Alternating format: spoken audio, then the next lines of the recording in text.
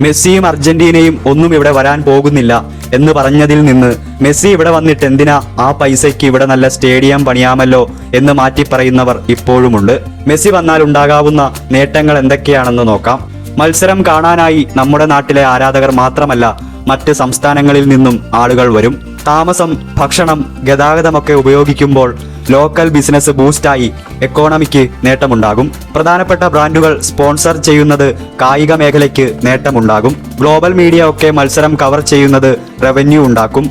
കൂടാതെ ലോക കായിക ഭൂപടത്തിൽ കേരളത്തിന്റെ പേര് വരും.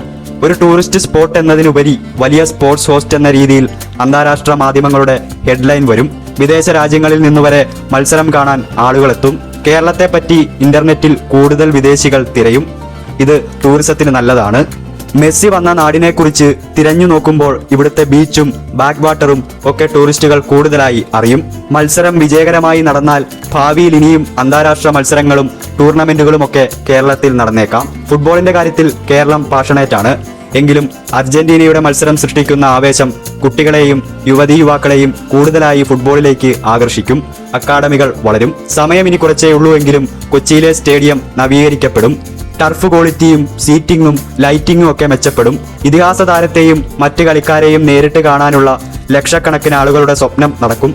അർജന്റീനയെ കൊച്ചിയിൽ ആരാണ് നേരിടുക എന്ന കാര്യം തീരുമാനമായിട്ടില്ല. ഏത് ടീം വരണമെന്നാണ് നിങ്ങളുടെ ആഗ്രഹം?